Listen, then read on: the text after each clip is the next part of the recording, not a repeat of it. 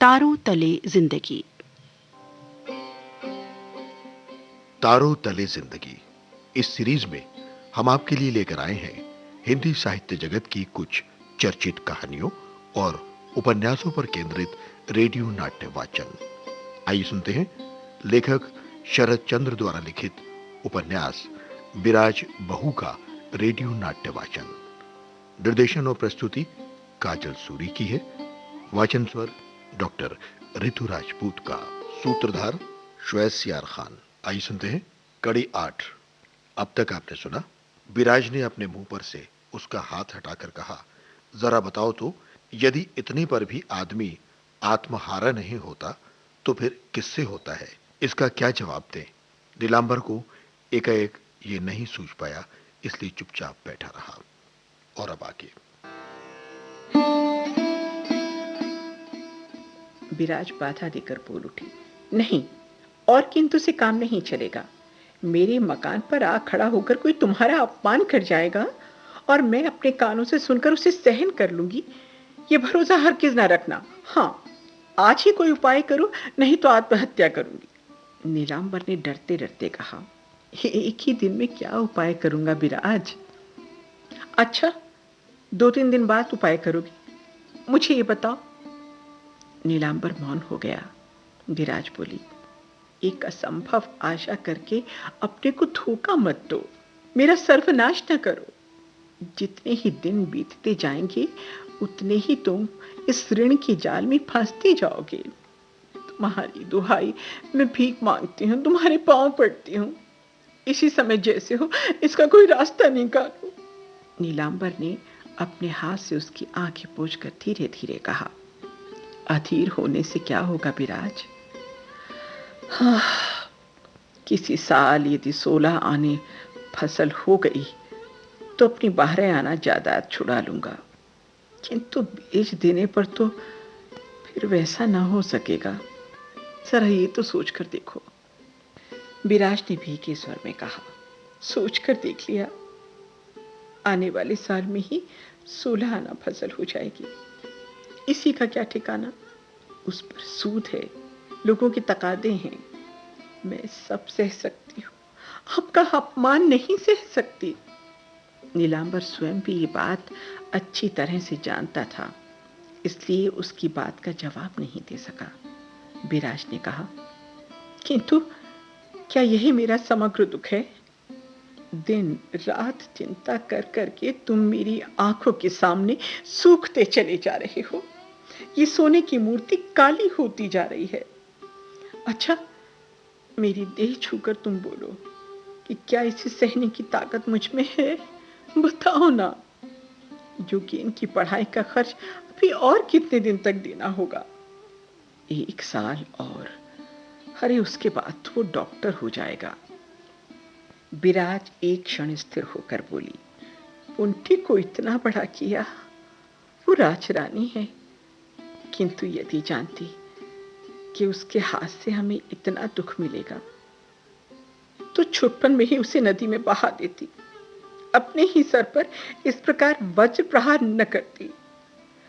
हे भगवान, ये बड़े आदमी, उन्हें कोई कष्ट, कोई अभाव नहीं, तब भी जोग की तरह हमारी छाती का खून पीने में उन्हें जरा दया माया नहीं होती। इतना कहकर एक सांस फेंक स्तब्ध सी हो गई। बहुत देर चुप रहने के बाद मुंह उठाकर धीरे धीरे बोली, चारों ओर अभाव है, अकाल है, गरीब दुखी अब इसे उपवास करने लगे। कोई कोई एक समय ही खाकर रह जाता है। ऐसे बुरे समय में भी दूसरे के लड़के का बोझ कैसे उठाएंगे? उनती के ससुर को कोई अभाव नहीं है, वे बड़े आदमी हैं। वे यदि स्वयं अपने लड़के को नहीं पढ़ा सकते तो हम कैसे पढ़ा सकते हैं? हाँ, खैर, जो होना था हो गया, अब तुम और उधार न ले सकोगे। बड़े कष्ट से अपने होठों पर सूखी हंसी लाकर नीलांबर ने कहा, सब समझता हूं विराज, समझता हूं, किंतु शालिग्राम को सामने रखकर शपथ झूली है, क्या होगा? विराज ने तुरंत जवाब दिया, कुछ नहीं होगा। शालिग्राम यदि सच्चे देवता हैं तो वे हमारा कष्ट समझेंगे। फिर मैं भी तो तुम्हारा आधा भाग हूं। यदि बात से पाप होगा तो मैं उसे अपने सर पर लेकर जन्म जन्म तक नरक भोगूंगी। तुम्हारे लिए कोई भय नहीं है।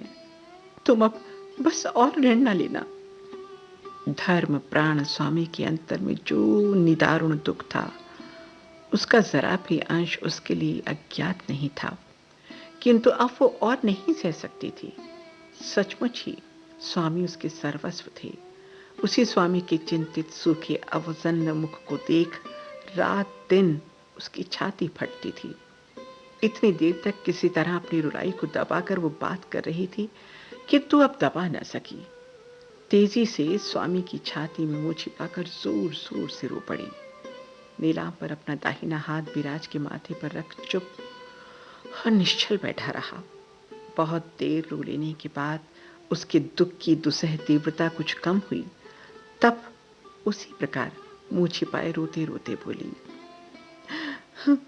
जहां तक सोच पाती हूं, बचपन से कभी तुम्हारे मुंह को इस तरह सूखा नहीं देखा। मैं कभी तुम्हें मुंह लटकाए नहीं पाया, किंतु आज तुम्हारी ओर देखते हुए मेरी छाती में रावण की चिता जल उठी है।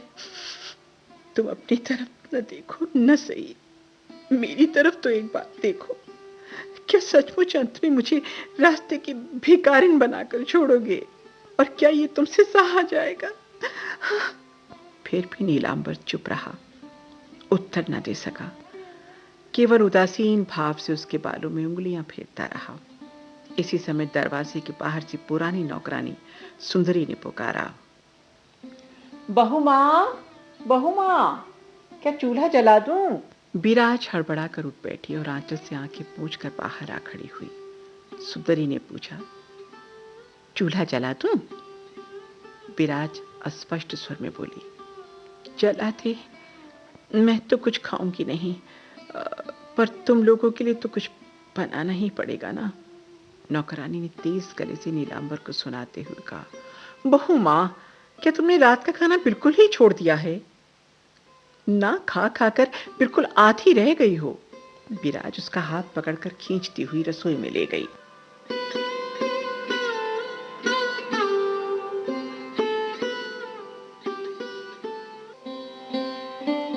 तारों तले जिंदगी इस सीरीज में अभी आप सुन रहे थे लेखक शरद चंद्र द्वारा लिखित उपन्यास विराज बहू का रेडियो नाट्य वाचन। निर्देशन और प्रस्तुति काजल सूरी की थी और वाचन स्वर डॉक्टर ऋतु राजपूत का। सूत्रधार श्वेत सियार खान।